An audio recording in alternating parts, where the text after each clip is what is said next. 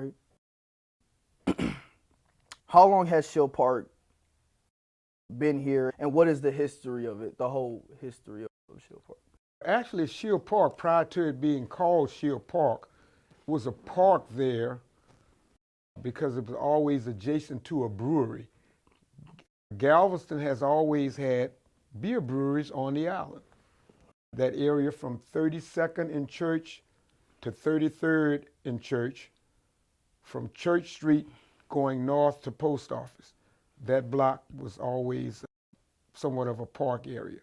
And my recollection is that there were always breweries there, and I remember there was Southern Select, then there was Pearl, then there was Falstaff Brewery. And those breweries started leaving the island. I think most of them went to San Antonio, and yeah, most went to San Antonio. And the last one was Falstaff.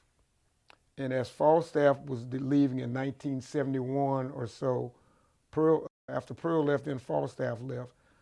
So the park was designated as the Falstaff Park, and it had the signage on it for Falstaff, but the signage looked like a little shield.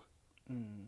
And so as they left, youth organization petitioned, could we use the park for youth activities?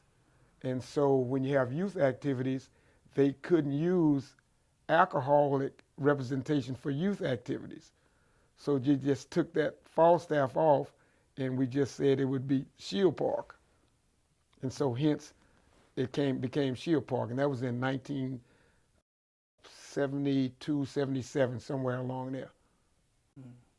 So that's how it became Shield Park. Lot of great history. Mm-hmm. The third question is, so going more into just not just in Shield Park, but just, and not even just in Galveston really, but just to get your opinion, how important is it to have parks and spaces in communities, especially such as in Black and brown communities that are all around America? In actuality, parks and recreation determines your quality of life if you don't have green space. Even though Galveston was segregated, it was integrated because youth met at the parks. We played at the park, even it was whether it was ball or tennis or just ripping and running, or kids and we all played at the park. There has to be an outlet for young people or old young people, just people in general, whether young or old, to want to participate in something or do something to break the normal routine of just being locked inside the confines of your home. For most people, this is during my era, but it's just a significant point where to maintain quality of life and attract people to want to live in your area, there has to be something for young family people to want to go to the park.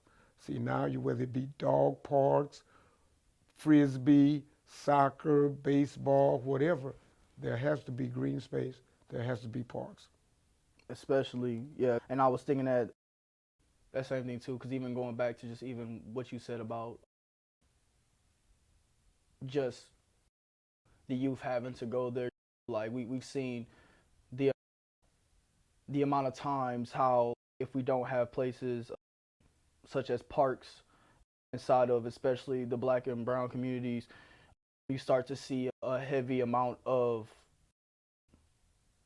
young Black youth, especially male young Mm-hmm. Black youth, get into violence Mm-hmm. and get into gang territory and control and stuff like that. And so then they start to scurry off outside of the communities trying to call show because they don't really have anything else really to do. And so they start to find other outlets outside of that because the community that they're in doesn't really have anything for them to really do that is considered supposed to be for young kids to be fun.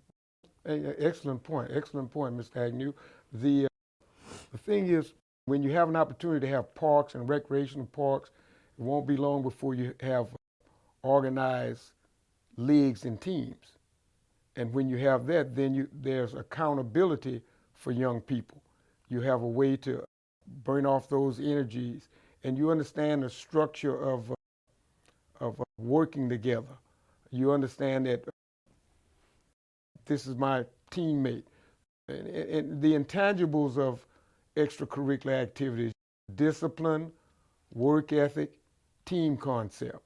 And when you're playing sports, discipline is so important, because if you can't, and discipline is first. You have to have discipline, because if you can't control your situation, if you can't control yourself. And then you learn work ethic. You have to work hard to get what you want, then you have to work even harder to keep it. Then you have to have team concept. Team concept is, I've got to do my part and encourage the other person to do their part, whatever that may be, and try to encourage them, and then collectively we can be successful, or we can win. So that's what parks and recreation, organized sports, all that just comes, and that can't happen if you don't have green space. So the key fact is, you got to have green space.